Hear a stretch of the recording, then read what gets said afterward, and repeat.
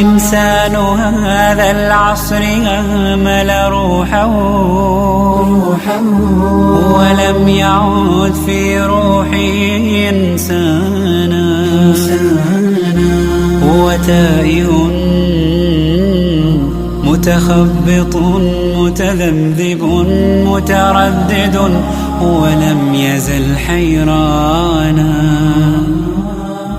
ابعث به روح التقى بتلاوة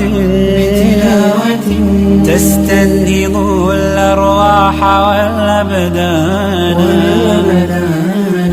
وأزل هوانا ظل يلزمنا وقل ما أنا من لزم الهدى معنا.